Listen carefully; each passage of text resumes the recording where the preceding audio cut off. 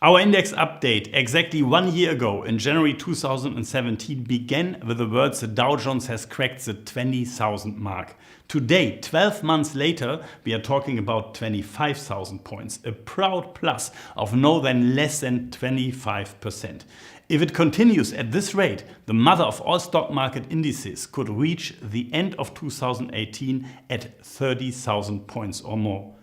Probably not, says the Werthstein Institute, because on the stock market sky the clouds are gathering.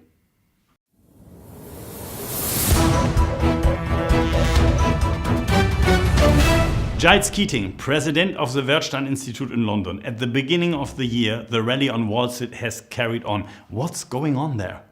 There's a strong economy that gives strong momentum in the markets. But I think there is trouble ahead. Look at this chart. You can see that the monetary stimulus from the central banks is slowly beginning to disappear. Okay, I understand. But the interest rates stay low, right?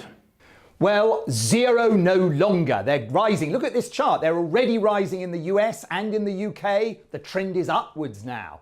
But not in Europe yet. Well, not yet, but I think it will come. You know, the euro, look, is getting stronger. And in order to counter that, the Fed has to go even faster. And I think the ECB will then follow. Okay, and what does it mean for the stock markets? Well, nobody's got a crystal ball. But in my view, it means they can still trend upwards, maybe a rise, let's say, up to about 10%. But I think there could be trouble along the way as those interest rates go up. So we could see a mini crash at some point. Okay, while we are on the subject, I want to ask you for the Werthstein Index on our scale from 1, extremely negative, to 10, extremely positive. How do you rate the stock market over the next 3 months? Well, I'm going for a 6. That's another small capitulation, a little bit more optimistic than I was last time because of the momentum, but I still see risks ahead. And what should the investor do in this environment?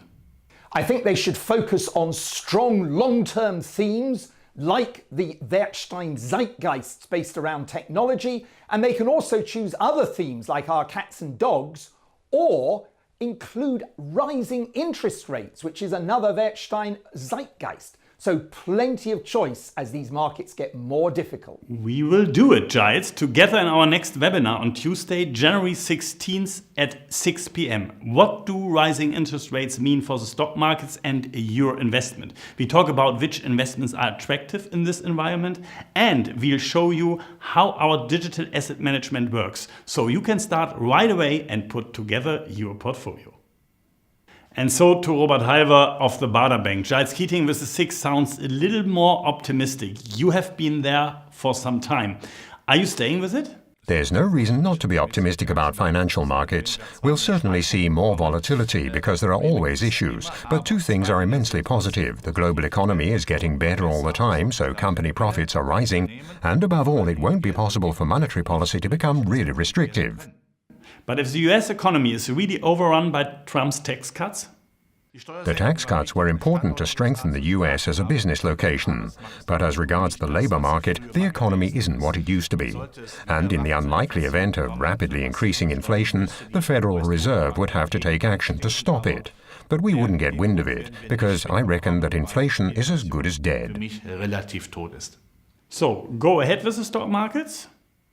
I continue to put my faith in equities, and I'm sticking with my optimistic 8. Stay with shares. Everything else is wretchedly bad.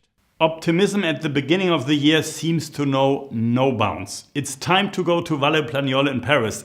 I'm right with you as regards the issue of caution? Yes, I think I'm going to stay on the cautious and even dramatic side of that trend, even though at the risk of being contradicted by current market euphoria. I think, and I agree with Giles on this, that the real risk for this year is the consequences of the central bank's monetary policy tightening. But still, the few interest rate hikes of the Fed do not really bother anyone, and also the 3 who are yet to come. Well, you know, it's like other monetary policy cycles, and we've seen that before. The Fed has a head start, and soon it will be followed by other central banks, and probably beyond what markets are already pricing in. And that means for your vote, Valerie? Well, at this point, I stick to my vote of 3. Thank you. Let's go to the Werthstein Index. The year 2017 ended with a 5.0. Where are we landing this time? Valérie Plagnol's vote is 3. Robert, however, stays on 8, and Giles Keating increases his vote to 6. The Werthstein Index is the average of all 3 assessments, and so in January it stands at 5.7, 7/10 of a point higher than in December. So, one thing has become clear, I think. Interest rates are rising again, but we are still a long way from times like before the financial crisis. The Werthstein Index of 5.7 reflects the caution, but also shows that at the moment stocks still play a key role. We'll keep talking about it in our webinar next Tuesday, and with the next new index update, we will get back to you in 4 weeks.